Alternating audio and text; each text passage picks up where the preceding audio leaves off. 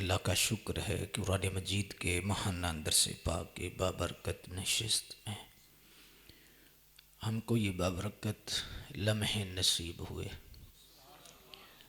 اللہ زندگی بھر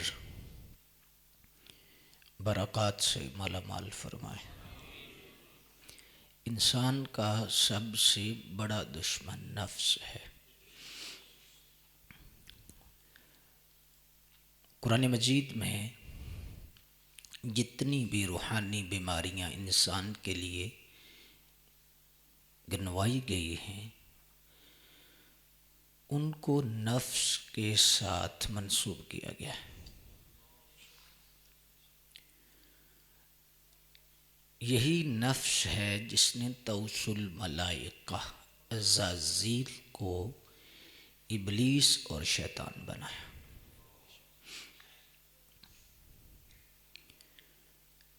یہی وہ نفس ہے جس نے قابیل کو حابیل کے قتل پر آمادہ کیا۔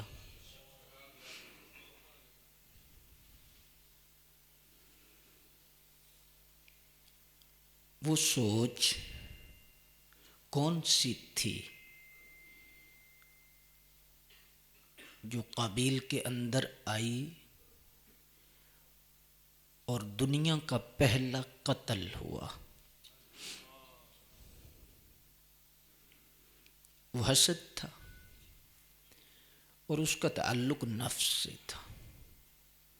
اسی دشمن نے یہ کارنامہ کیا۔ قرآن مجید کا بخوبی مطالعہ کرنے والے بزرگوں نے یہ بات لکھی ہے کہ اللہ تبارک و تعالیٰ نے قرآن مجید میں کسی شے کو بیان کرنے کے لیے اتنی قسمیں ارشاد نہیں فرمائی جتنی نفس کے معاملے میں اللہ نے قسمیں فرمائی ہیں۔ سورہ شمس میں 7 قسمیں گنوائیں اور اس کے بعد تزکیہ نفس کے حوالہ سے پیغام دیا۔ والشمس وضحاها 1، والقمر اذا تلاها والنہار اذا جلاها واللیل اذا یغشاها والسماء وما بناها والارض وما طحاها والنفس وما فألہمها فجورها وتقواها قد افلح من زکاها۔ کتنی قسمیں! بڑا آدمی ویسے بھی قسم کہہ دے، بڑا آدمی ویسے بھی بات کر دے، بات میں بڑا وزن ہے اور قسم کہہ دے۔ خالق لم یزل کا قسم ارشاد فرمانا، زمین و آسمان میں اس کے وزن کو کوئی اٹھا نہیں سکتا، کوئی تول نہیں سکتا، کوئی ناپ نہیں سکتا، کسی کے ادراک میں نہیں آ سکتا، ساری سمجھوں سے بالا تر ہے۔ لیکن یہ سمجھ میں آ سکتا ہے کہ اہمیت کتنی ہے۔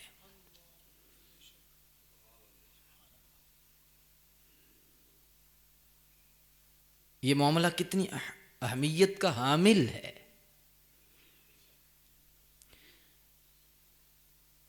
سب سے بڑا دشمن ہے اور اس کا مقابلہ بھی سب سے بڑا ہے، اور اسی وجہ سے اس کا اجر بھی سب سے بڑا ہے۔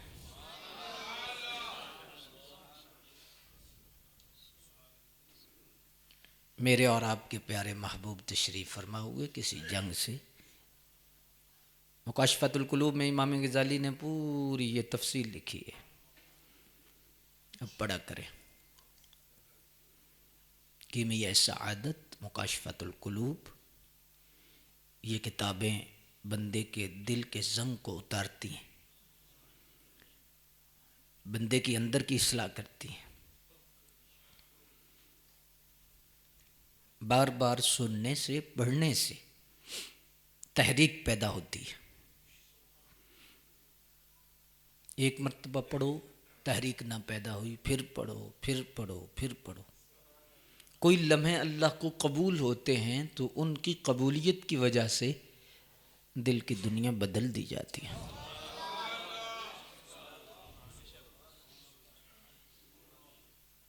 بزرگوں کے لفظوں میں اللہ نے ان کا فیضان بھی رکھا ہے۔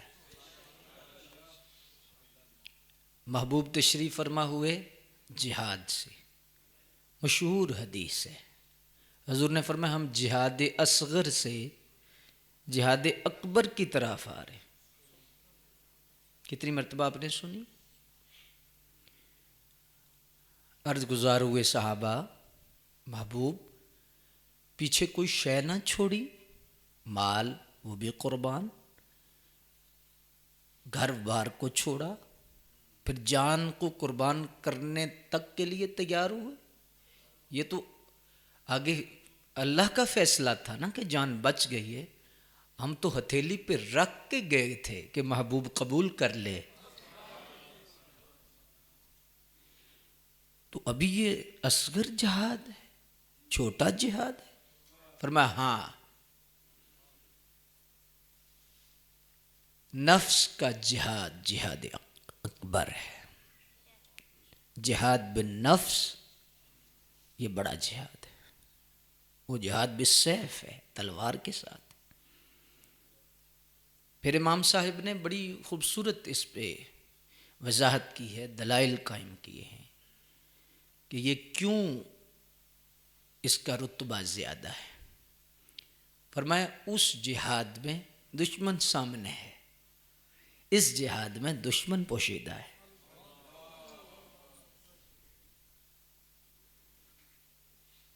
دشمن سامنے ہو تو مقابلہ آسان ہے، دشمن پوشیدہ ہو تو مقابلہ، جس چیز میں مشقت زیادہ ہے اس میں اجر بھی۔ وہ زیر کر دے، مار دے تو شہید، یہ زیر کر دے اسے مار دے تو یہ غازی۔ لیکن ادھر اسے زیر کر لے تو واہ، اگر وہ زیر کر لے تو آہ۔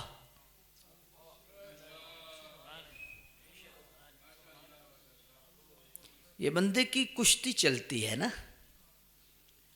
بہت سارے لوگ پریشان ہو جاتے ہیں جب نفس کے ہاتھوں گرتے ہیں تو پریشان ہو جاتے ہیں۔ یہ کبھی اس پہ بندہ غالب آ جاتا ہے، کبھی یہ بندے پہ غالب آ جاتا ہے، یہ چلتا رہتا ہے۔ گرنا کمال نہیں، گر کے اٹھ جانا۔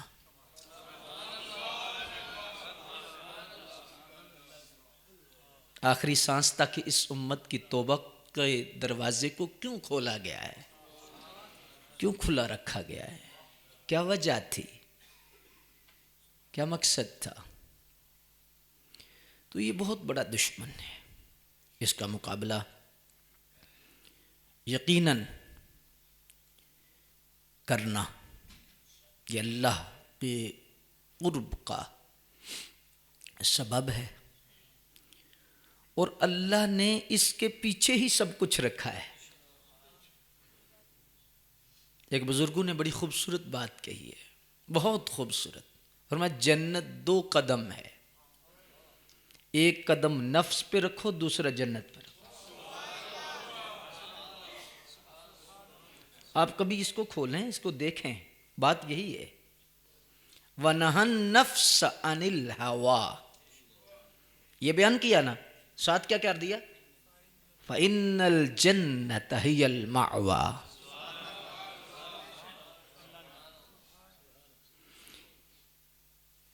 اس کو بیان کر کے جنت کا حسن سامنے رکھا گیا۔ اکٹھا بیان کرنے کا مقصد صوفیہ فرماتے ہیں یہ ہے کہ جنت خواہشات کو روکنے میں ہے۔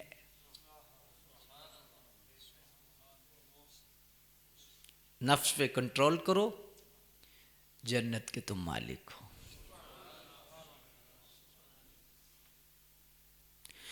اصل میں مسئلہ یہ ہے کہ چونکہ یہ اندرونی دشمن ہے تو اس کی باریکیاں بھی بڑی باریک ہیں، تو اس کی باریکیوں کو وہی سمجھتا ہے جس نے یہ منزل پار کر لی ہے، جس نے نفس کا تزکیہ کیا ہے، نفس کو پاکیزہ کیا ہے، نفس کی بیماریوں کو جانتا ہے، نفس کی شرارتوں کو جانتا ہے، وہ شخص اس کے سارے فریب جانتا ہے، واقف ہے۔ تو ہر بندہ نہیں جانتا، تو اس لیے فرمایا کہ ایسے شخص کا قرب اختیار کرو کہ جو مزکی ہے، جس کا تزکیہ ہے۔ فرمایا اس کے پاس بیٹھو، تو فرمایا چونکہ وہ اس رستے سے گزر کر گئے ہیں تو ہر قدم پر آپ کی رہنمائی کریں گے۔ انہیں ہم روحانی استاذ کہتے ہیں، شیخ کہتے ہیں، مرشد کہتے ہیں۔ ایک بات یہ، اور دوسری بات کہ چونکہ یہ چھپا دشمن ہے، یہ چھپی بیماریاں ہیں، اندر کی بیماریاں ہیں۔ باہر کپڑے ٹھیک ہیں، زلفیں ٹھیک ہے، امامہ ٹھیک ہے، طور ٹھیک ہے، سب کچھ ٹھیک ہے، قد کاٹ رنگ ہر چیز ٹھیک ہے، لیکن اندر بیمار ہے، اندر کینسر ہے۔ تو ایسا صاحب نظر چاہیے کہ جس کے سامنے بندہ بیٹھے تو وہ بیماریوں کو دیکھ کر دعا بھی کرے، علاج بھی کر دے۔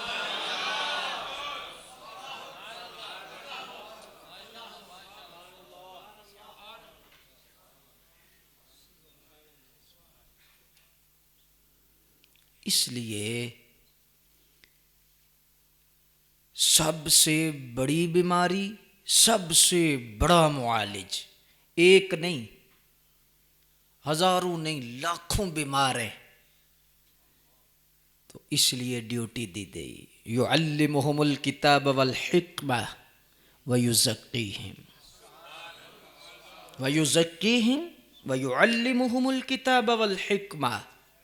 اللہ اکبر۔ بیمار سب ہیں اور سرکار کی ڈیوٹی ہے پاک کرنے کی۔ روشنی ادھر سے ملے گی۔ اب جس کو ملی وہ ادھر سے روشنی ملی نا، تزکیہ سرکار کی ڈیوٹی ہے۔ اب جتنے سرکار کے نائبین ہیں وہ سارے تزکیہ فرما دیں گے۔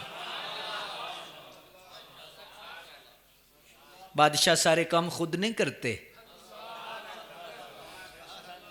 کر سکتے ہیں، کیا اعلیٰ کل شیء قدیر نہیں وہ، لیکن فرشتوں کی ڈیوٹی ہے۔ بارش والا علادہ ہے، جنگل کا علادہ ہے، پہاڑ کا علادہ ہے، سمندر کا علادہ ہے، دریا کا علادہ ہے، پانی آگ کا علادہ ہے، ہر چیز کے علادہ ڈیوٹیاں لگائی ہیں۔ مالک تو اعلیٰ کل شیء قدیر ہے۔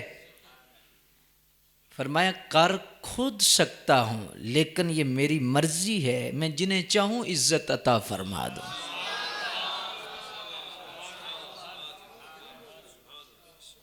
تو جن کو ڈیوٹی دی جاتی ہے انہیں طاقتوں سے بھی نوازا جاتا ہے۔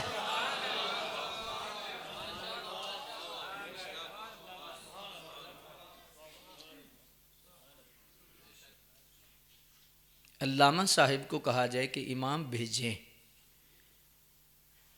تو یہ کوئی ریڑھی والا بھیج دیں گے کہ جسے وضو کا بھی نہیں پتہ ہو، غسل کا بھی نہ پتہ ہو، نماز پڑھانے کا بھی نہ پتہ ہو، وہ بھیجیں گے؟ امام وہ بھیجیں گے جو اس منصب کے لائق ہے۔ تو اللہ کے جو نائب ہیں اللہ نے ایسے ہی بنا دیے ہیں، ان کو کچھ نہیں دیا۔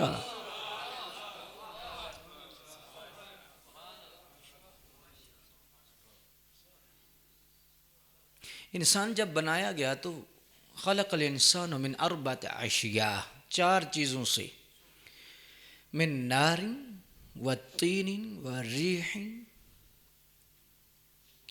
اللہ اکبر، آگ، ہوا، مٹی اور پانی، من نار و ماء و طین و ریح، یہ چار ہی چیزیں ہیں۔ چار چیزوں کو بنایا، چار چیزوں سے بنایا نا، بت بنا دیا، چار چیزوں سے پورا نقشہ بنا دیا، ساری چیز تیاری کر دی، حرکت نہیں، حرکت پنج تن پاک کی نسبت سے پانچویں چیز خود روح پھونکی۔ پنج تن سے کیسے جان چھڑاؤ گے؟ پانچ کو کیسے چھوڑو گے؟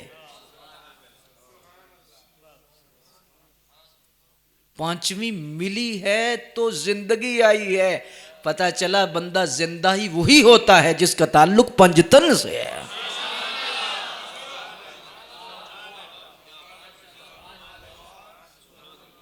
اگر پنج تن سے تعلق نہیں، آگ بھی ہے، ہوا بھی ہے، پانی بھی ہے، مٹی بھی ہے، چیزیں ساری موجود ہیں، نماز بھی ہے، روزہ بھی ہے، ہر شے ہے، لیکن زندگی تب ملے گی جب پنج تن سے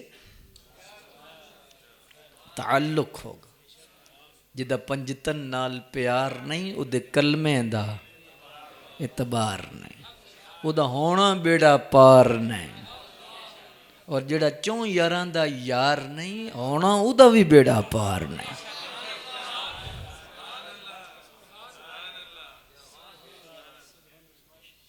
اس میں پھر یہ چار چیزیں ہیں، کسی انسان میں پانی زیادہ ہے، کسی میں آگ زیادہ ہے، کسی میں مٹی زیادہ ہے، کسی میں ہوا زیادہ ہے،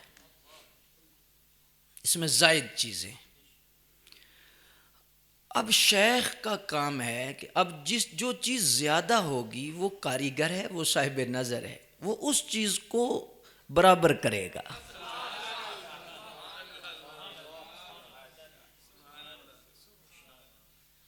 اس سے بیماریاں پھوٹتی ہیں نا،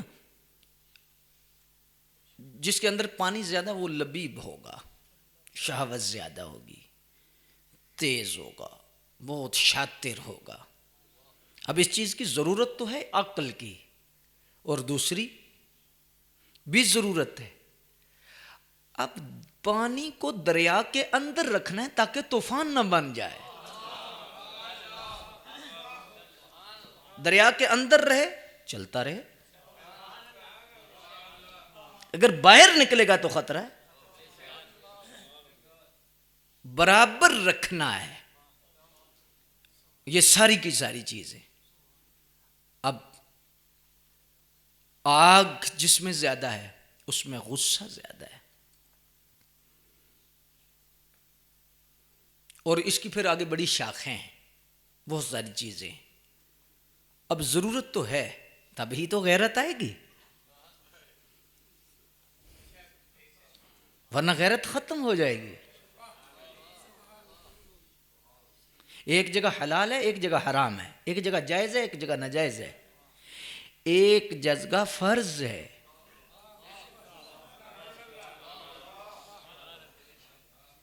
فرض ہے تو ختم ہو گیا۔ تو پھر اسی لیے یہ جو فلسفہ ہے نا کہ نفس کو مار دو، یہ جو نفس کو مارنے کا اصول صوفیہ کا نہیں ہے، نفس کی موت نہیں، نفس کی اصلاح ہے۔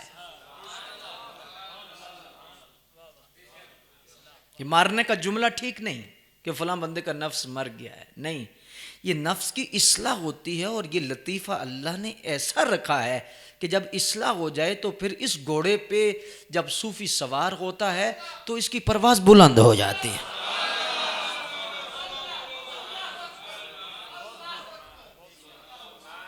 پرواز بلند ہو جاتی ہے اس کی۔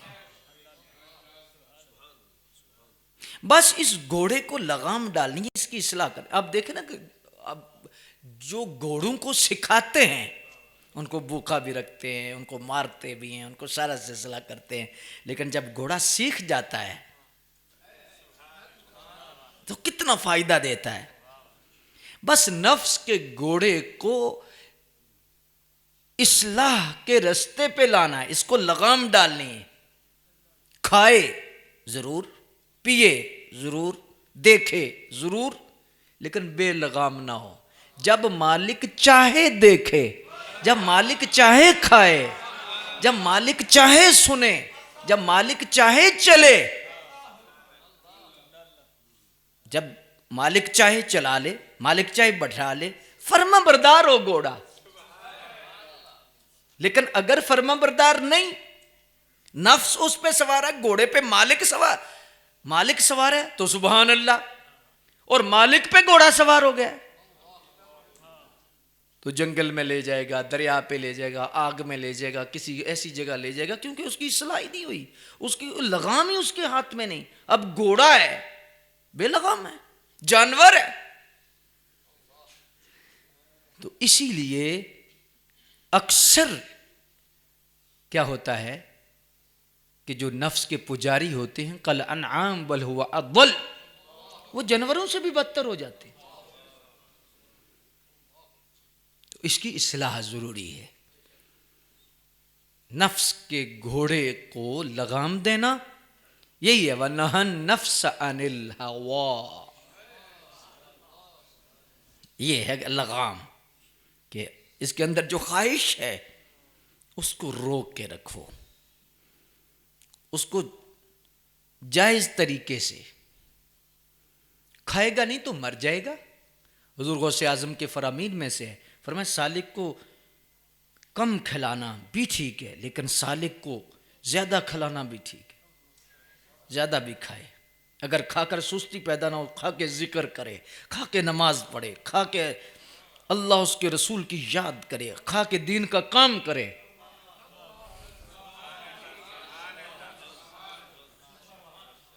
روشن دان رکھا ہے تو نیت کے فرق کی وجہ سے روشن دان کو رکھنے کا ثواب ہے.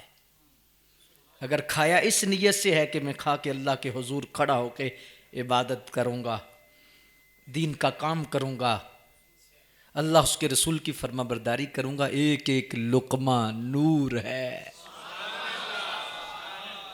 اور اگر نفس کے لیے کھا رہا ہے، ایک ایک لقمہ نار ہے. پھر آ گئے. تو اس لیے کھاؤ پیو تو ایک تو حضور کا طریقہ سمجھ کے کھا لو. طریقہ سمجھ کے کھاؤ گے تو فائدہ کیا ہوگا؟ انہی کے طریقے پہ کھاؤ گے. جب ان کے طریقے پہ کھاؤ گے تو ان کے قرب میں رہو گے.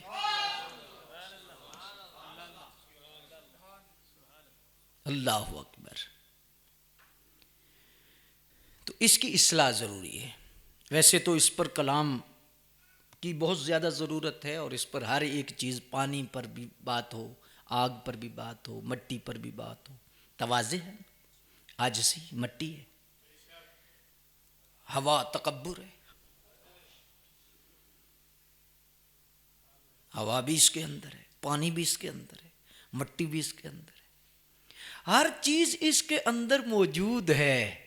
اب مرشد نے ہر چیز کو اس کی اصلاح کے مطابق درست کر کے تو ان چیزوں کو توازن دینا ہے تاکہ ہر چیز اپنا اپنا کام کرے، تکبر نہ ہو جائے.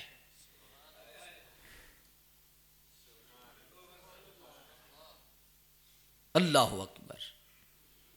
اور دیکھیں کہ ہر دوسری چیز ایک دوسرے کی ضد ہے. آگ پانی آگ کی، ہوا مٹی کی، مٹی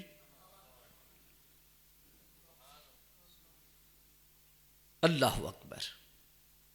اور اب اللہ تبارک و تعالی جل مجد الکریم نے اسی لیے فرمایا قد افلح من تزکا.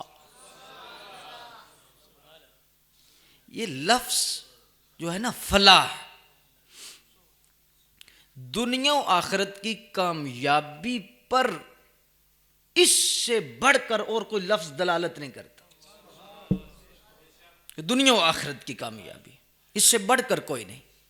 فلاح چھپی ہوئی چیز کو ظاہر کرنا، اسی لیے کسان کو بھی کہتے ہیں فلاح.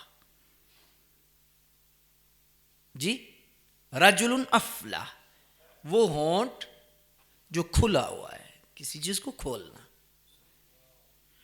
ٹھیک ہے. لیکن قرآن مجید میں لفظ فلاح ہے کہ مومن کا اجر قیامت کے دن کھل کے سامنے آ جائے گا. اس لیے کہتے ہیں یہ کامیاب ہو گیا، فلاح پا گیا. اس کا اجر کھل کے سامنے آیا ہے. ایسی کامیابی جس کے بعد ناکامی کوئی نہیں، ایسی عزت جس کے بعد ذلت کوئی نہیں. فلاح. اب قرآن مجید میں اس لفظ فلاح کو 3 چیزوں سے نتھی کیا گیا ہے ترتیب وار. پہلے دیکھیں قرآن مجید پڑھیے. توب الی اللہ جمیعا ایھا المؤمنون لعلکم تفلحون. سب سے پہلے نماز نہیں، سب سے پہلے روزہ نہیں، سب سے پہلے زکوٰۃ نہیں، سب سے پہلے توبہ ہے. اس لیے بیعت ہے، اس میں توبہ کرائی جاتی ہے. میں توبہ کرتا ہوں، میں توبہ کرتا ہوں، میں توبہ کرتا ہوں.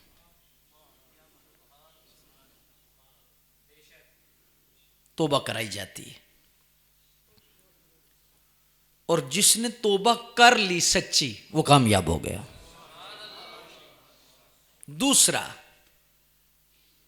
دوسری سٹیج کیا ہے؟ قد افلح من تزکا. کامیاب ہے وہ جس نے اپنے نفس کو پاک کر دیا. ٹھیک ہے. اور تیسری لفظ فلاح تیسرے موقع پر کب آیا؟ قد افلح المؤمنون الذین هم فی صلاتهم خاشعون.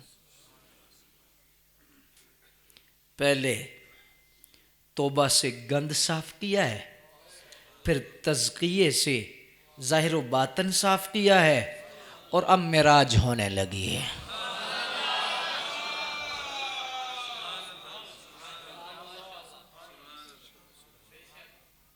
الصلاۃ معراج المومنین. توبہ کے بغیر نماز نہیں، تزکیے کے بغیر نماز نہیں.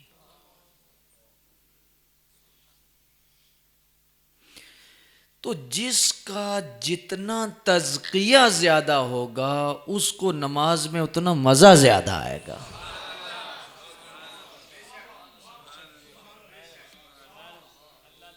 جتنا تزکیہ زیادہ ہے اتنا مزہ زیادہ ہے. کیوں؟ ایک دن آپ پورے اچھے طریقے سے غسل کریں، مسواک کریں، وضو کریں، کپڑے ظاہری طہارت پر آپ 100% کامیابی کی کوشش کریں. چاہے 80 پر تو پہنچیں گے، 90% تو جائیں گے.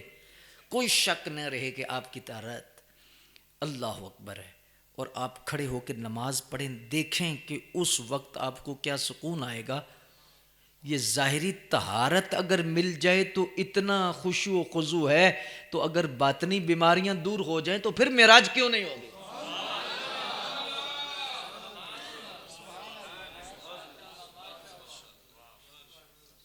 معراج ہوگی ہی تب. نماز کا ذکر بعد میں کیا ہے، تزکیہ نفس کا ذکر پہلے کیا ہے. پہلے توبہ ہے، پھر تزکیہ نفس ہے، اور پھر یار سے باتیں. سبحانک اللہم وبحمدک وتبارک اسمک وتعالی جدک. تو پاک ہے. اچھا پردے کوئی نہیں، ڈائریکٹ باتیں. یہ کا کون سا خطاب ہے، کون سی ضمیر ہے؟ سبحانک کون سا ہے؟ واحد متکلم، واحد حاضر. اچھا واحد حاضر کا صیغہ ہے، غائب بھی نہیں، حاضر ہے اور واحد ہے. سبحانک اللہم، سبحانک اللہم، جس کو ہم پڑھتے ہیں سبحانک اللہم. پہلے سبحانک ہے، اللہ ڈائریکٹ بات ہو رہی ہے.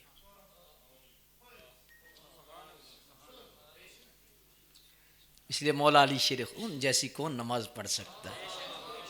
فرمایا جب میرا دل کرتا ہے میں رب سے باتیں کروں تو پھر میں نماز پڑھتا ہوں، اور جب میرا دل کرے میرا رب مجھ سے باتیں کرے پھر میں قرآن پڑھتا ہوں.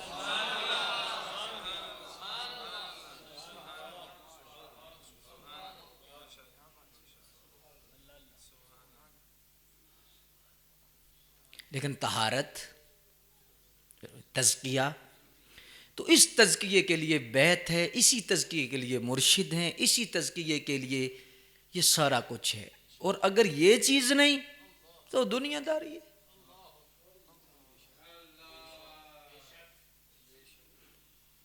یہی تزکیہ کروا کر مرشد کریم اس بندے کو پاک کر کے دربار رسالت میں پیش کر دیتے ہیں.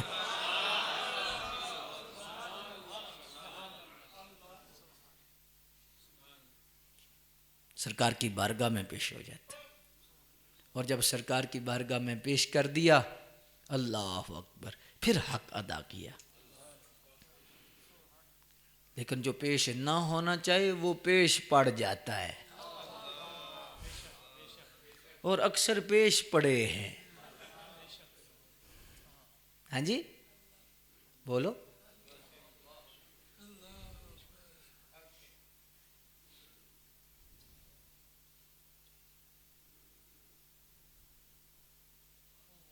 اللہ اکبر. تو تزکیہ نفس، باطن کی پاکیزگی، باطن کی طہارت، یہ اصل تصوف کا موضوع ہے. اصلاح دل، نفس کی اصلاح. آگے پھر اس کی ہے کہ اس کی بیماریاں کون کون سی ہیں، پھر ان کا علاج کون کون سا ہے. بڑے عجیب لوگ ہیں کہ جسم بیمار ہو تو ڈاکٹر ہے، طبیب ہے، حکیم ہے، کوئی انکار ہے. تو روح کا معالج ہی کوئی نہیں، روح کے علاج کی ضرورت کوئی نہیں. تو جیسے جسم کے علاج کے لیے مہارت کا ہونا ضروری ہے، ایسے روح کی علاج کے لیے بھی مہارت کا. اور جو روح کا صحیح معالج ہے اسی تو مرشد کہتے ہیں، اسی تو شیخ کہتے ہیں. اللہ اکبر. اب نفس ہو جائے بیمار تو پھر نشانیاں کیا ہے؟ حسد کی بیماری لگی ہے، بغض کی بیماری لگی ہے، تکبر زیادہ ہے، یہ ساری بیماریاں زیادہ ہیں. تو پھر ان کی علامات کیا ہیں؟ سب سے بڑی علامت نفس کی بیماری کی یہ ہے کہ اسے دنیا اچھی رکھتی ہے آخرت کے مقابلے میں. دنیا کی عزت کو آخرت کی عزت پر مقدم سمجھتا ہے. اسے آخرت کی ذلت سے کوئی سروکار نہیں کہ مجھے مار پڑے گی، میری ذلت ہوگی، مجھے گناہ ملے، عذاب ہوگا. وہ کہے گا اے جان مٹھا اگلا کنے ڈیٹھا. یہ بیمار آدمی ہے، بیمار، اس کے اندر بیماریاں ہیں، اور آخرت کو ترجیح نہیں دے رہا، دنیا کو ترجیح دے رہا ہے. اور جو دیکھے کہ میرا نفس کتنا پاک ہے، کتنا صاف ہے، اور میں کتنا تندرست ہوں، وہ اپنے 24 گھنٹے پہ روزانہ غور کرے کہ یہ آخرت کے قریب رہا ہے یا دنیا کے قریب رہا ہے. اور وہ کیسا خوش بخت ہے کہ جو دنیا میں رہ کر آخرت کے قریب رہا ہے.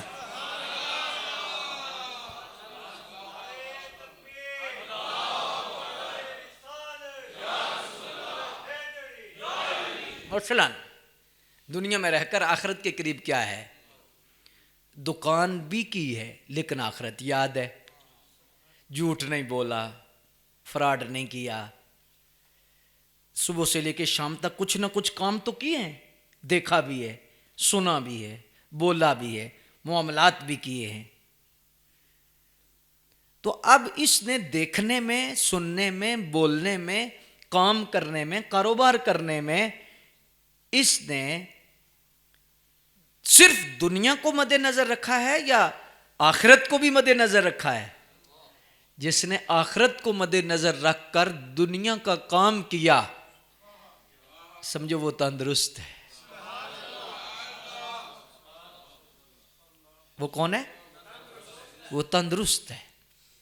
دیکھنے سے پہلے سوچا، سننے سے پہلے سوچا، بولنے سے پہلے سوچا، کرنے سے پہلے اس میں میری آخرت کا نقصان تو نہیں، یہ چیز میں دیکھوں گا آخرت تو میری تباہ نہیں ہو جائے گی، یہ چیز میں سنوں گا میری آخرت تو تباہ نہیں ہو جائے گی۔ وقتی لذت تو ملے گی لیکن روح کی لذت ختم ہو جائے گی۔ ایک بات یاد رکھو اور یہ نچوڑ ہے، جس چیز میں نفس کی لذت ہے اس میں دل کی موت ہے، اور جس میں دل کی زندگی ہے اس میں نفس کی موت ہے۔ یہ دونوں برابر متضاد ہیں۔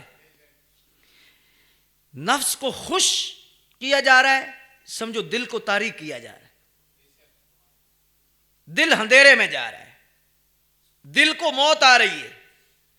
اور جو نفس پہ کنٹرول کر کے نفس پر دباؤ ڈال رہا ہے، نفس پہ شاہ گزر رہا ہے، سمجھو لمحہ لمحہ دل زندہ ہو رہا ہے۔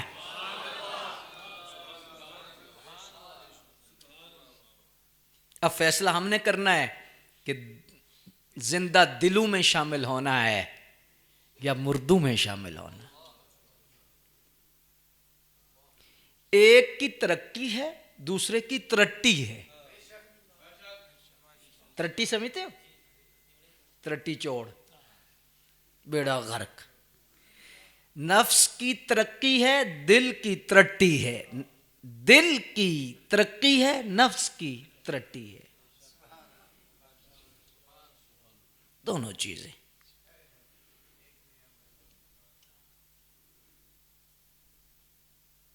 اگر آخرت کے مقابلے میں دنیا کو ترجیح دی ہے، بہت بڑا بیمار ہے، یہ آئی سی یو میں داخل ہونے والا ہے۔ کیا بولو؟ آئی سی یو میں داخل ہونے والا ہے۔ اس کو زیادہ ضرورت ہے صحبت شیخ کی، زیادہ ضرورت ہے نگاہ کی، زیادہ ضرورت ہے ان پروں کے نیچے آنے کی، زیادہ ضرورت ہے توجہ کی۔ آئی سی یو میں انتہائی نگہداشت والا یونٹ ہوتا ہے نا، انتہائی نگہداشت۔ آئی سی یو کس چیز کا مخفف ہے؟ ہاں جی، ان سے پوچھ لے، سادہ لفظوں میں کیا ہے؟ انتہائی نگہداشت۔ جتنی کیئر کر سکتے ہو اس میں 24 گھنٹے موجود رہے گا، معالج بھی، بلڈ پریشر بھی دیکھا جا رہا ہے، شوگر بھی دیکھی جا رہی ہے، ہر چیز دیکھی جا رہی ہے، مشینیں ساری لگی ہوئی ہیں، انتہائی نگہداشت۔ تو سمجھو کہ جس کو دنیا پر جو آخرت کو ترجیح دے اور آخرت پر جو دنیا کو ترجیح دے، یہ دو ہی معاملے ہیں۔ جس نے آخرت پر دنیا کو ترجیح دی ہے وہ آئی سی یو والا ہے۔ تو اگر وہ 2 سال ملے ہی نہ، مہینے کے بعد، 2 مہینے کے بعد، تو اس کی تو بیماری بڑھنی ہے نا، اور بیماری بڑھ بڑھ کے وہ کینسر بن جاتی۔ حتیٰ کہ پھر ہوتا کیا ہے کہ وہ ہسپتال میں جانا ہی نہیں چاہتا، ڈاکٹر کے بھی مخالف ہو جاتا ہے۔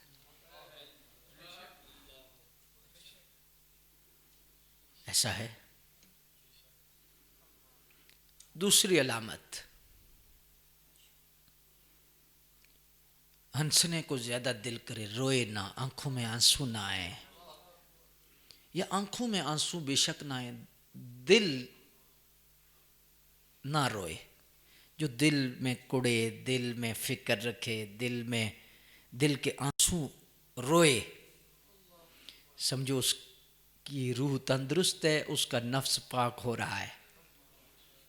بات سنیے، آنسو آ گئے ہیں، اللہ کا شکر ادا کرے۔ اکیلے بیٹھے آنسو آ گئے ہیں حضور کی یاد میں، اللہ کی محبت میں کہ مالک تو مجھے کب قرب دے گا، میں تیرے قریب کب ہوں گا۔ تو اگر 2 مہینے 3 مہینے آنسو ہی نہیں آئے، رونے پہ دل ہی نہیں کر رہا، ایسا کوئی معاملہ ہی نہیں، تو یہ بیماری کی علامت ہے۔ تیسری، اس پر یہ ایک علامت پہ بہت کلام ہو سکتا ہے، لیکن میں صرف اور صرف آپ کو ہنٹس دے رہا ہوں، آگے وضاحت آپ خود کر لیں۔ تیسری علامت،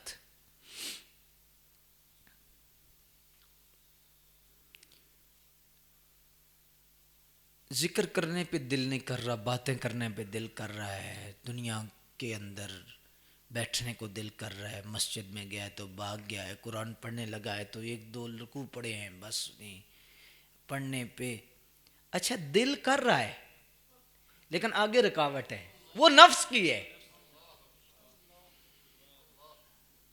دل آپ کا کرتا ہے ہر ایک کے بندے کا نماز پڑھوں،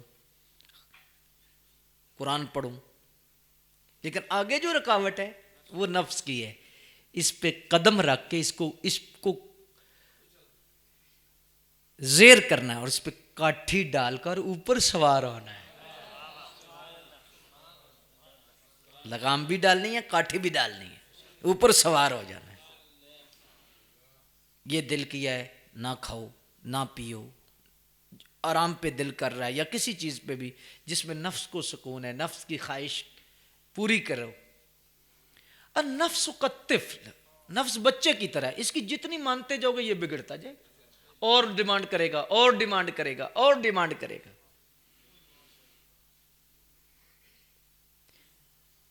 آپ ایک گناہ کرتے ہیں اور گناہ کے بعد آپ شرمندہ ہوتے ہیں کہ آئندہ نہیں کروں گا، دوسرے دن وہ پھر آنکھیں کھول لے گا،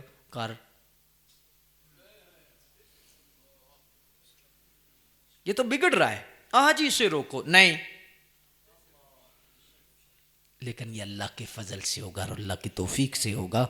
اور ہر وقت سب سے بہترین نسخہ یہ ہے، لا حول ولا قوت الا باللہ العلی العظیم، زبان سے بے شک نہ پڑے لیکن خیال میں رہے کہ نیکی کی توفیق بھی تو نے دینی ہے، برائی سے بچنے کی طاقت بھی تو نہیں دینی۔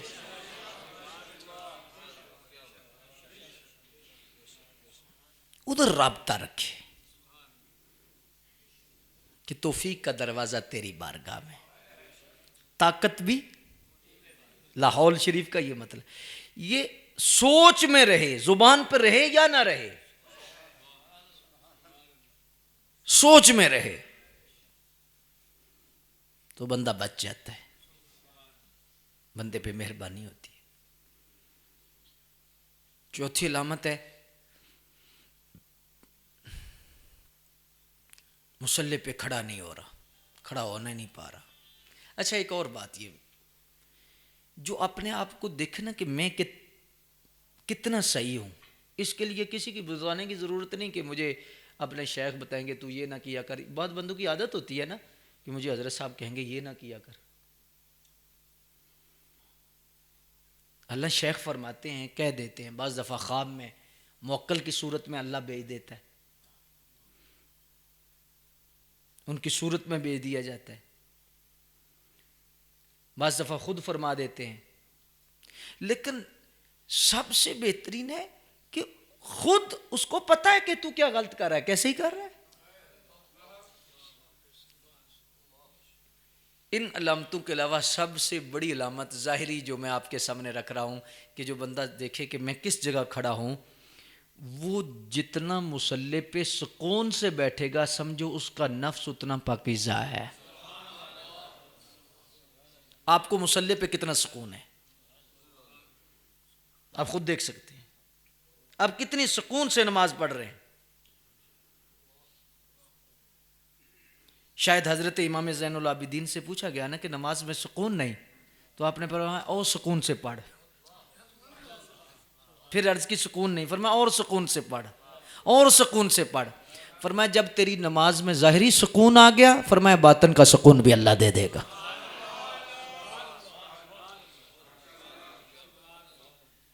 اب خود تجربہ کر کے دیکھیں، آپ سکون سے پڑھیں، لفظ صحیح ادا کریں، ترجمے پہ غور کریں، آپ کو خشوع و خضوع آئے نا، یہ کیسے ہو سکتا؟ تو آپ نے 200 کی سپیڈ لگائی ہوئی ہے وضو میں بھی نماز میں بھی، تو شکایت کاہے کی؟ اب شریعت تو پوری کرے نا، حقیقت تو وہ دے دے گا نا۔ اور یہ یاد رکھیں، آپ جتنا سنت کے قریب جا کر نماز پڑھیں گے، وضو میں سنت کے قریب ہوں، سنتے سیکھیں کہ وضو میں سنتیں کتنی ہیں، سنت کے قریب ہو کر وضو کریں اور سنت کے قریب ہو کر نماز پڑھیں، آپ کو اللہ اپنا قرب ضرور دے گا۔ سنت کے قریب ترین ہو جائیں۔ ہاتھ کہاں باندھنے؟ اب سنت کے مطابق باندھیں، سنت کے مطابق کھڑے ہوں، سنت کے مطابق آپ الفاظ ادا کریں، صحت الفاظی سے ادا کریں، آہستہ ادا کریں جی۔ اور اگر ہو سکے ظہر نصیب تو یہ تصور بھی ہو کہ ان لفظوں کو میری سرکار نے کتنی مرتبہ پڑھا ہوگا۔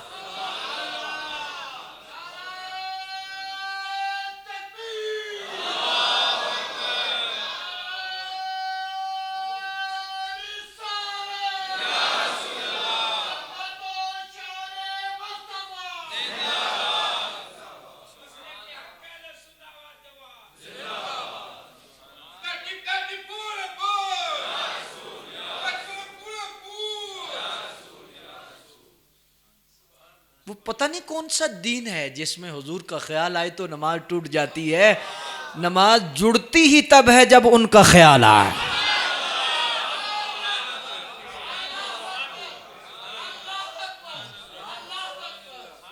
آپ خیال میں سرکار کا تصور رکھیں کہ حضور ہاتھ کیسے باندھتے تھے، اور جب سرکار سورہ فاتحہ شریف پڑھتے ہوں گے آپ کی داڑھی مبارک کیسے ہلتی ہوگی۔ یہ جو لفظ پڑھ رہا ہوں حضور کی زبان سے کتنی مرتبہ، یار ویسے ہی معراج ہو جاتی ہے کہ یہ جو لفظ ہیں یہ حضور نے بھی ادا فرمایا ہے۔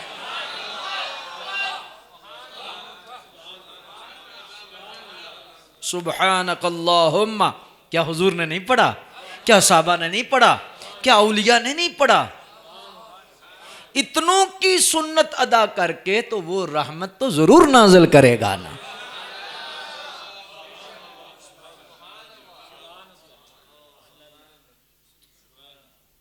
مصلی پہ سکون سے بیٹھیں، نماز سکون سے پڑھیں، سکون سے پڑھیں اور سکون سے پڑھیں، اور انشاءاللہ اس میں سکون آئے گا۔ یہ یاد رکھو، جس کی نماز سکون والی ہے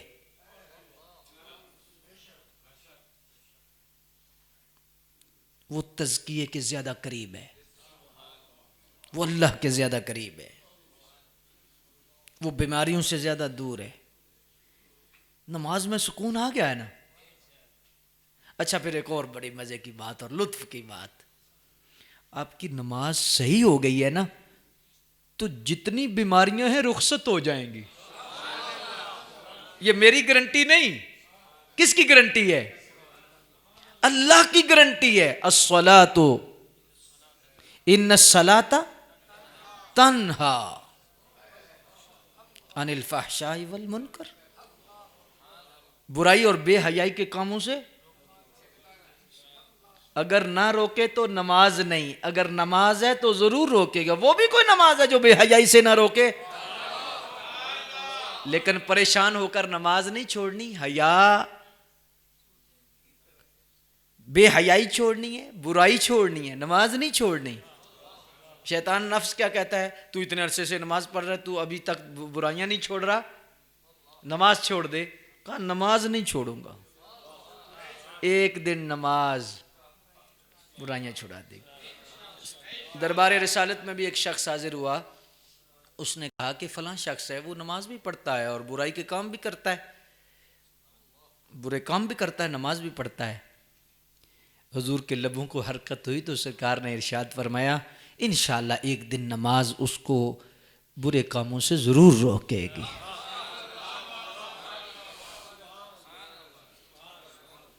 ضرور روکے گی۔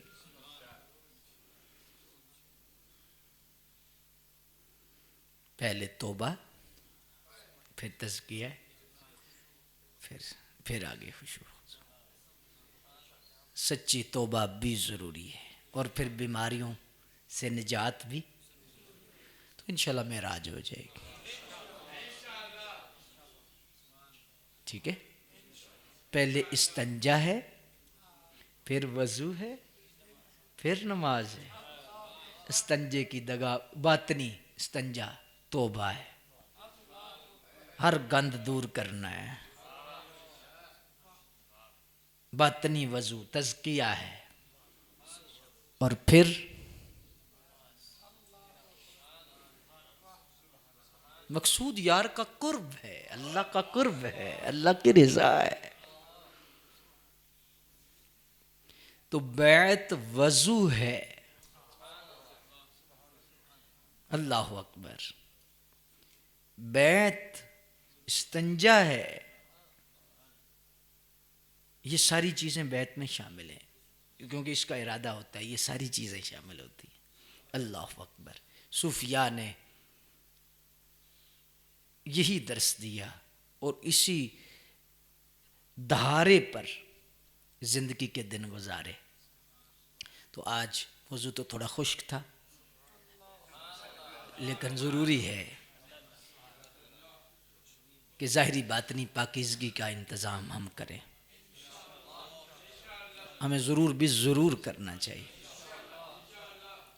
آج کے درس میں ایک ہی سبق ہے، نفس پہ قدم ضرور رکھنا ہے۔ کوشش کریں، اللہ سے مدد مانگیں، اللہ سے مدد مانگیں، اللہ ضرور مدد کرے گا، اور حضور کے وسیلے سے مانگیں کہ یا اللہ حضور کا وسیلہ مجھے نفس پر کنٹرول عطا فرما، یعنی خواہشات نفس میرے قابو میں آ جائیں، میرے کنٹرول سے باہر نہ ہو۔ یا اللہ مجھے تباہی کی طرف لے جا رہی ہیں، میں تباہ ہو رہا ہوں، تو مالک ہے۔ جب تو توفیق دیتا ہے اللہ اکبر، تو پھر تو سڑی کھجوریں بھی اگ جاتی ہیں، پتھر بھی کلمے پڑھنے لگ جاتے ہیں۔ تو کرم کر دے، تیرے خزانے میں کوئی کمی نہیں۔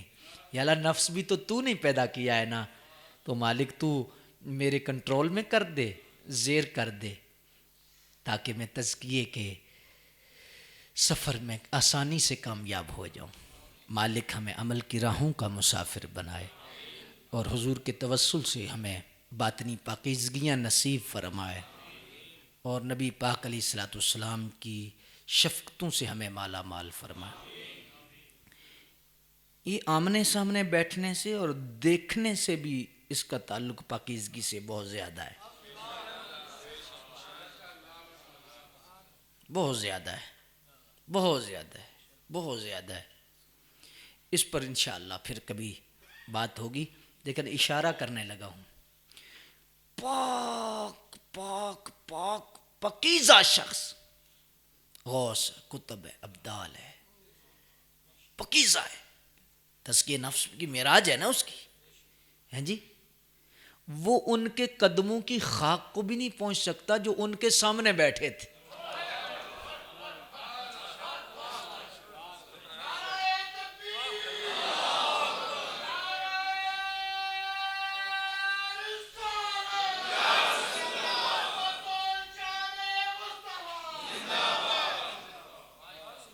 اچھا دیکھ کر کیسا پاک کیا،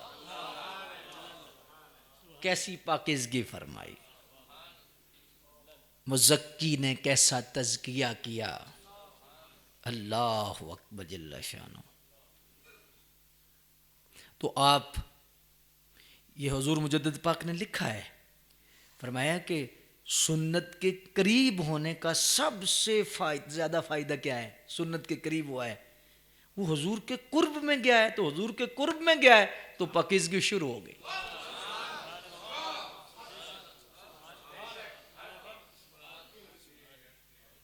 جتنا حضور کے قریب ہے اتنا پاک ہے.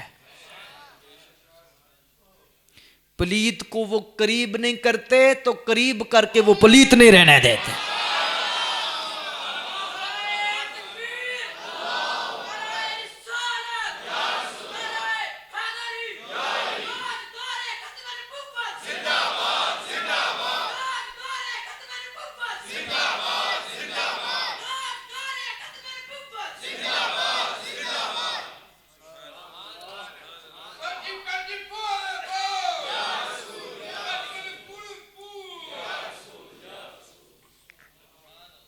یہ جتنا بھی روحانی سلسلہ ہے نا، یہ بیت کا، بیٹھنے کا، زیارت کا، یہ اصل میں تصور ہے، سرکار کا ہے. کہ جب بندہ ہاتھ میں ہاتھ دیتا ہے تو تصور کرتا ہے کہ میں ان کے ہاتھ میں دے رہا ہوں، کیونکہ یہ ہاتھ ان ہاتھوں میں ہے.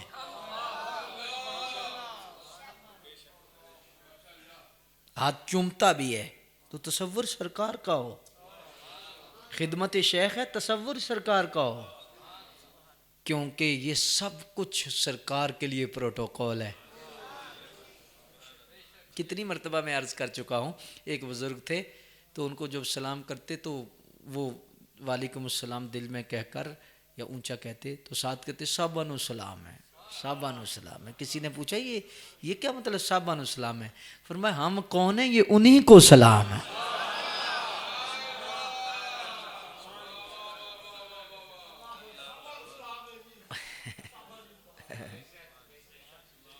آپ جب کوئی بھی آپ کام کریں شیخ کے حوالے سے، آپ ہاتھ چومتے ہیں یا آپ خدمت کرتے ہیں یا آپ نذرانہ دیتے ہیں یا تو آپ کا تصور ادھر کا ہو. یہ تصوف ہے، یہ حقیقت ہے کہ آپ ان کی بارگاہ میں پیش کر رہے ہیں.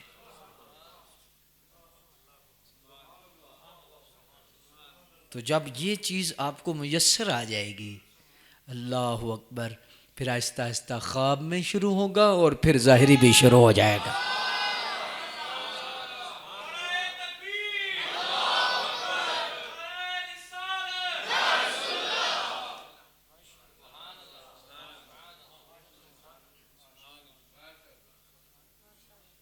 اگر آج آپ غور کریں گے تو میں نے اشارے میں سب کچھ بیان کر دیے.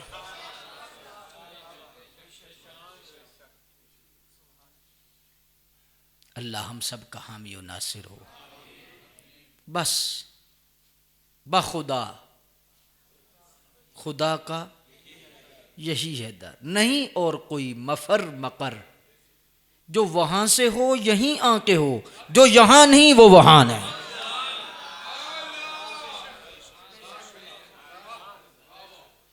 کیا بات ہے اعلیٰ حضرت کی یار، کیا بات، کیا بات.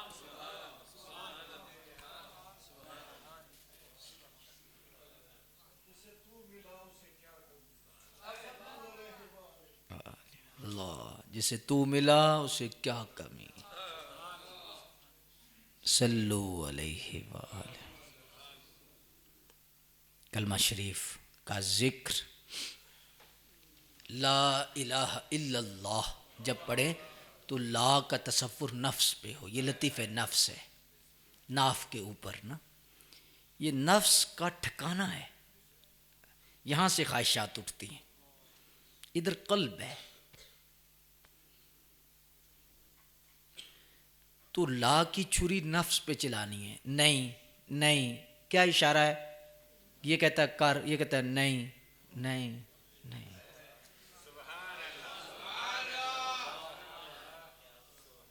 اچھا آپ بزرگوں کو پڑھیں، ان بزرگوں نے اچھا ساری زندگی دہی نہیں کھایا. پوچھا کیوں نہیں؟ یہ کہتا تھا کھا، تو میں نے کہا نہیں کھانا نہیں کھانا نہیں کھانا نہیں کھانا. یہ کہتا پانی پی، ٹھنڈا پی، میٹھا پی، کہتا نہیں پینا نہیں پینا. اور مستی کر، اور مستی کر، نہیں دینا. لا لا لا کی چھری چلانی. اب الہ ذہن کے اندر بڑے بڑے خدا ہیں.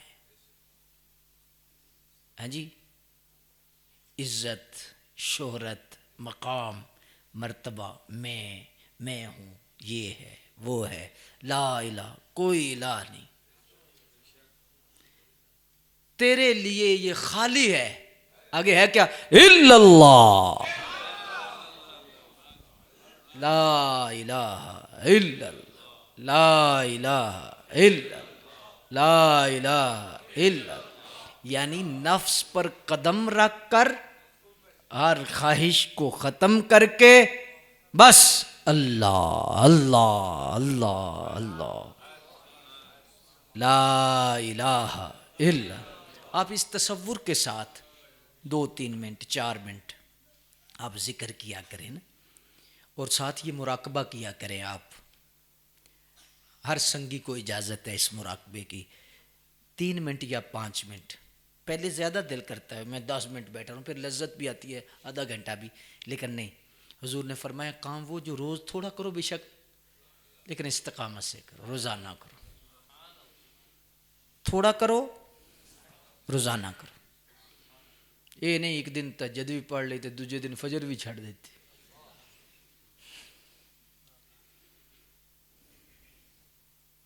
ایسے ہی ہے. 10 دن پورے زور کے ساتھ نمازیں پڑھی، خط بھی بڑھا لیا. کہ کہتے ہیں جی میں نے خط بڑھایا ہوا ہے. اللہ کے بندے،